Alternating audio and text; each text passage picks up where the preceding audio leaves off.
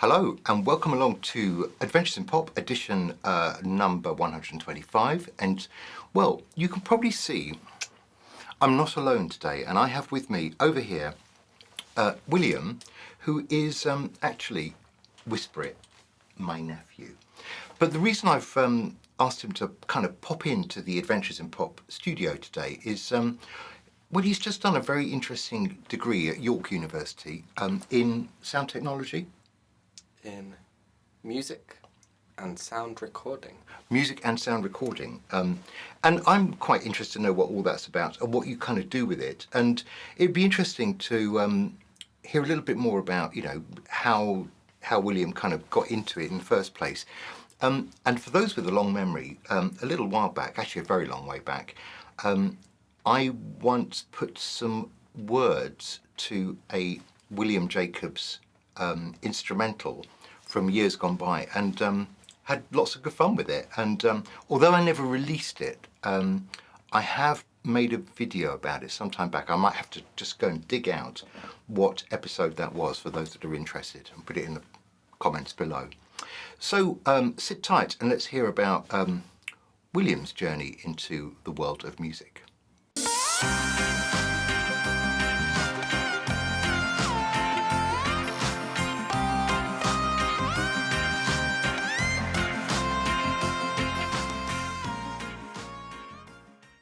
So, look, it's going to be a bit like an interview, but hopefully not like an interview, because we haven't rehearsed or anything like that, which, thank goodness. I got my words over here. That's right. He's got his special screen with all the prompts. So, Will. Yes.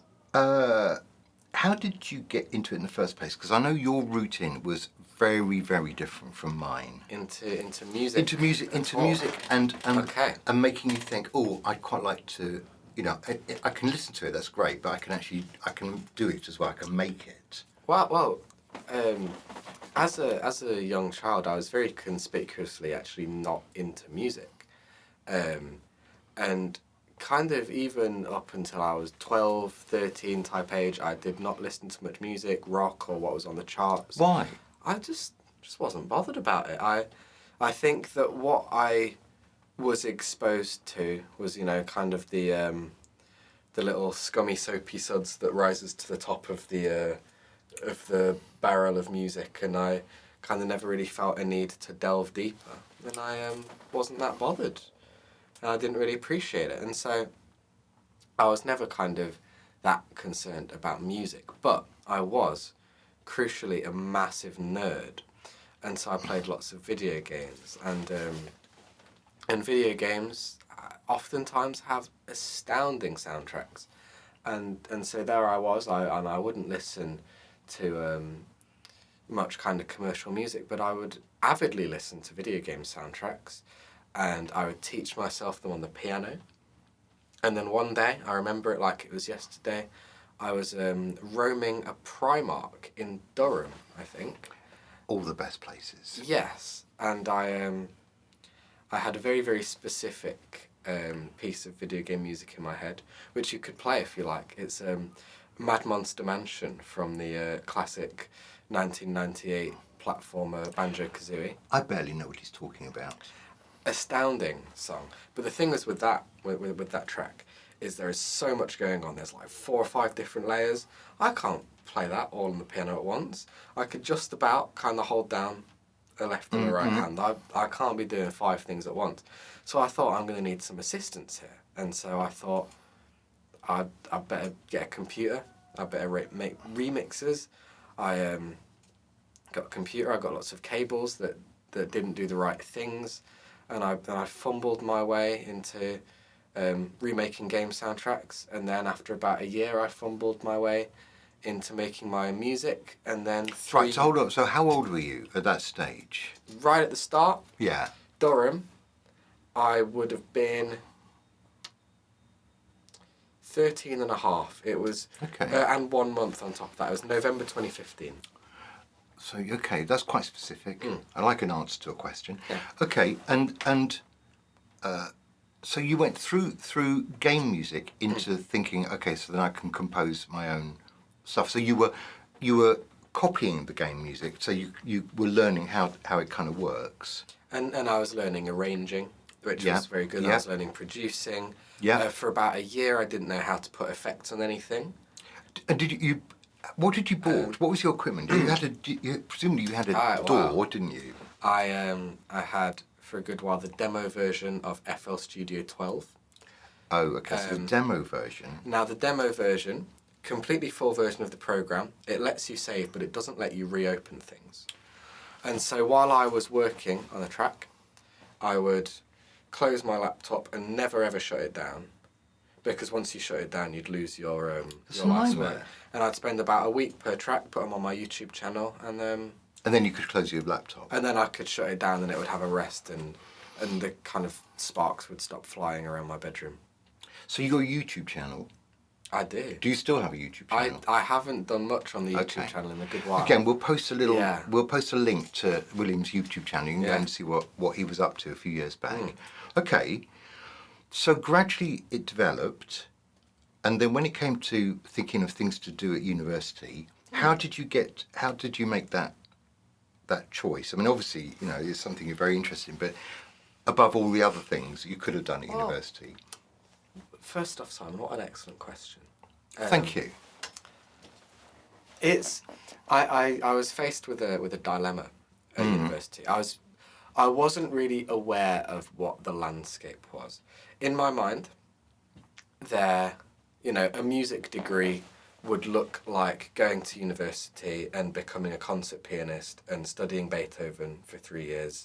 I think a music degree probably is a bit like that. And so on and so forth, and kind of writing sheet music, all of which I respect, but also none of which I'm especially good at, or like really, really into to justify a degree.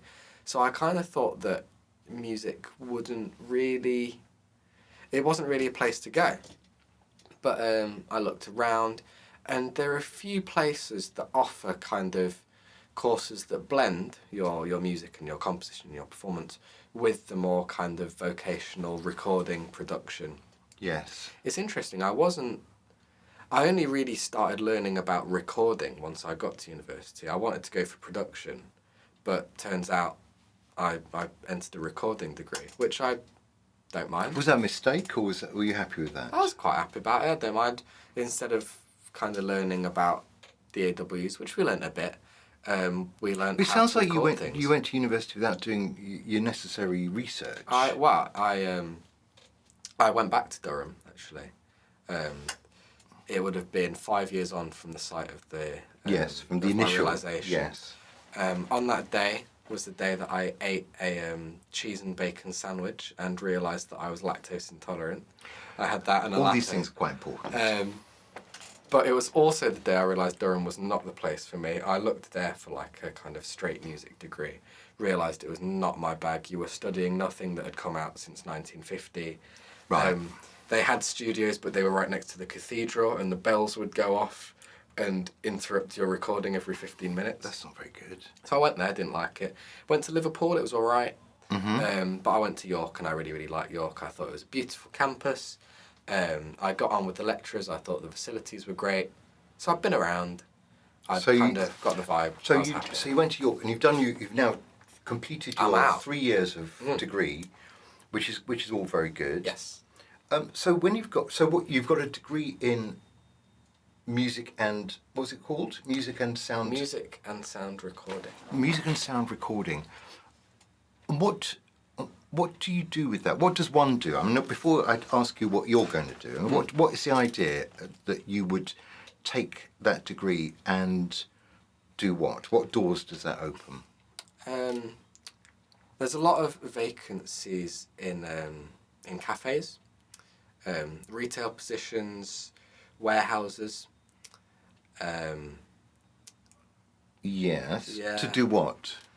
Things completely unrelated to music. Things like loading shelves and stuff. Okay. No, the idea is that you go and well, it really depends what you're doing. There are people on my course doing a whole variety of things. People into drum and bass. People into kind of grime production. Yeah.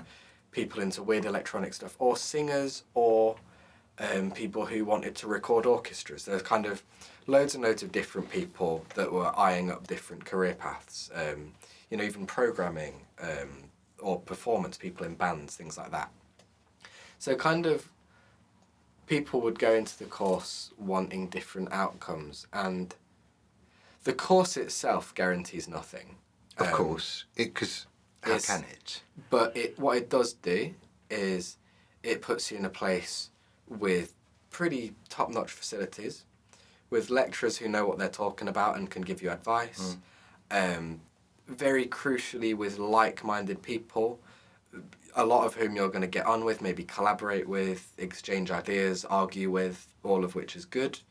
And fundamentally, you're going to have 3 years to kind of focus on music, think about music, focus on it, and yeah, develop not just your technical skills and your practical skills, but the way that you approach music and the way that it exists in your life. And how many people were on the same course as you, doing it, you know, in the same year? How many were you one of? In my year, there were between 20 and 30 of us. Okay, so there's quite enough people to argue with, and but you know, good. And did you bond as a group, or is that? I hated them all. I can imagine. Yeah, they're horrible. No, we absolutely bonded, and you find people who are doing similar things to you, and you go, oh, that's really cool, and then you realise that you're not quite as good at music as you thought you were, and then you kind of have a crisis realising that other people are better than you and likely more successful. That's quite useful. Which is very useful in its own way. And you see people doing things totally unrelated to what you're doing, and you learn to respect those things and kind of maybe incorporate other people's approaches, other people's philosophies. I think it just makes you kind of more well-rounded. Opens your eyes to stuff. No, that's really good. Okay, and for you yourself, what now that you've left university? Actually, I've got to say, if for those people watching who are thinking of, you know, going to university to do something like this, and this is probably the best possible time of the year to be talking about this, seeing as I guess A-level results are coming out any minute. What's your plan? My plan, Simon Jacobs. Yeah. And I did tell you this earlier. I know, but we didn't tell them. Oh, what? We're being filmed? Yeah, I think so. Okay. Possibly. Thought that was like a posh mirror. It is a posh mirror. Just keep going. My plan is a portfolio career. There are many, many, many things you can do in music, and each of them individually, it is very difficult to use that one thing to sustain an entire career. Yes. It is very difficult to become a full-time composer or producer or sound engineer or instrumentalist or blah, blah, blah, blah, blah. But say you can make an eighth of an annual wage doing each thing. And you can got to do 8 things. You can find 8 things that you're decently good at. Yes. And you do all of them. Is that a lot of work, though? That sounds like it's to keep 8 plates, you know, balancing. That's quite tricky, I reckon.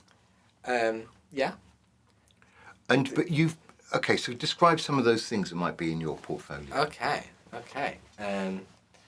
Releasing music. Yes. I'm an artist. I've released 2 albums up to this point. Lots of stuff in the vault, EPs coming out as we speak. Little dribs and drabs coming from that. So you got that. You've got freelance composition. I write music for films, adverts, video games, and you've been writing things like that for commissions, haven't you? Absolutely, for yes. quite a long time. So that's kind of a very active way you contact people, get jobs, do that thing, and earn generally a lot more money than you do releasing your own music. And just to be clear about it, what's the route through? Which website are you using to advertise your wares? Presently, I'm on Fiverr.com. I've been there for about coming up to 5 years now. And is that good and fruitful and... It's done me well. What it's done is it's let me write. I've done 100 or so things on there, a bit more, and so you make a bit of money, but mostly, you get experience doing 100 different things for people with deadlines. They've paid, they have expectations. Yes, and they've given you a brief of exactly what they want. It makes you practice, it makes you disciplined, it makes you work. Okay, that's quite good. So it's been good to me. I'm gradually kind of moving away from it into emailing people and talking directly to people, but don't regret doing it at all. Yeah, no, it's very useful. So that, freelance production, I record people's EPs, I produce them. Sometimes I talk to this lad and I go, can you get me to mix that, please? And then I take a bit of money off him. A very little bit, really. Yeah, 25% of I Think I Love You. 25% goes in these pockets of almost nothing, really. But I suppose it all adds up. And actually, the reason we're together is we're just having a little, little go at seeing if we can record something together, because we haven't had a chance to do this since before the pandemic, so that has put a little hold on things. Okay, so that's one. That's a couple of things. That's 3 things. What else? What else? Stock music / library music. Yes. It's still composing for media, but instead of writing actively to a brief, you write a whole bunch of music. You send it somewhere to a kind of a big vault that's kept somewhere. And so that's a bit like the way I use Taxi, isn't it? More or less, yeah. Okay. And then if people approach it, you get paid. Maybe you get some royalties. Great. One thing I'm looking into doing is sample packs, loops, things like that. I would like to kind of build up some products. I did an album for university using only contact microphones. Quite like to get into this. Yes, a bit of YouTubing. I'll pretend to know all. It's interesting. I mean, look, a whole mixture of things. And doing, working with YouTube and doing adventures, it's great fun. But you do have to keep thinking of, sensible and interesting content. So actually, it helps that from my point of view, it helps that I keep releasing stuff. So I've got stuff to talk about all the time. Otherwise, it would be difficult, particularly as what I'd love to do is play other people's music on YouTube and talk about it, but you just get blocked immediately, and that's a real problem. So you can't do that. But that's okay. That's an interesting bunch of different avenues, because basically making a living in music is extremely tricky. I mean, everyone knows that. It's where a few people get to the top of the pile and become extremely successful, and everybody else struggles. And I guess that's always been the case, and probably always will be. Okay, that is very interesting indeed. And so would you say that your course at York, your 3 years at York doing a degree, was pivotal in giving you the opportunity to now continue with your portfolio? I think it's been very important. Yeah, I think it's been very important to have kind of 3 years to dedicate to just working on music, thinking about music, meeting people, so on and so forth. That's been great.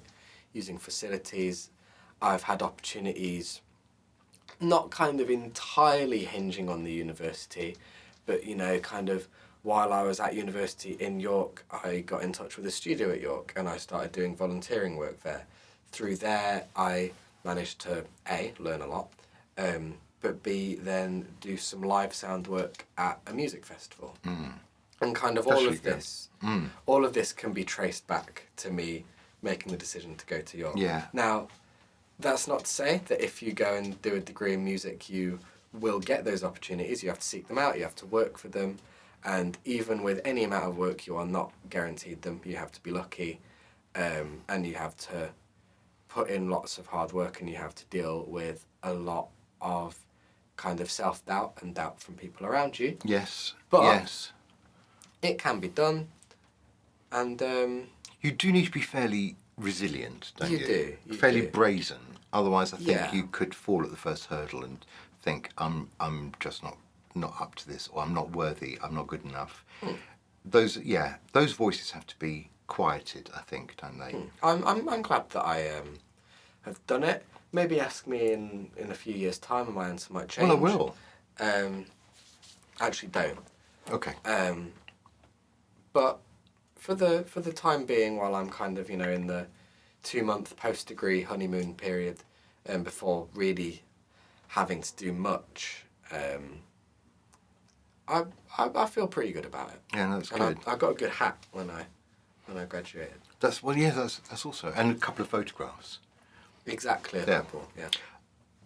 So, okay, final question then, and I didn't warn you about this, but what would you say of all the music that you have released on Spotify so far? What is your proudest moment? Which is your favourite track? Oh, hey. Because then I think we can play out with your favourite track. Okay. How very, very interesting. Tell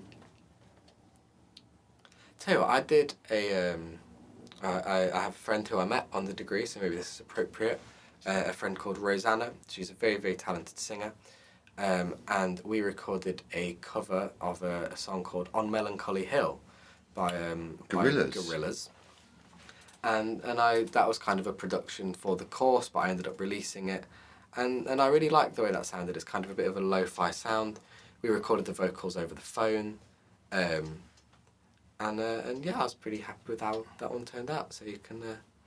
We'll have a little listen to a bit of that as we play out. And I will see you next week for another adventure. Have a lovely weekend. Oh, no, have a lovely week first before you have the weekend.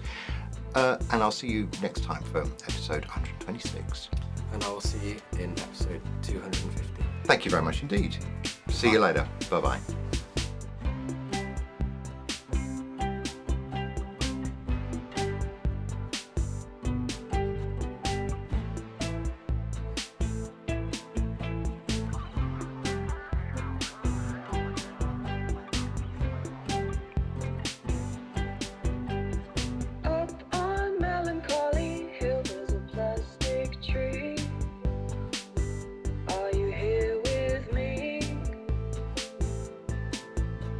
Just look.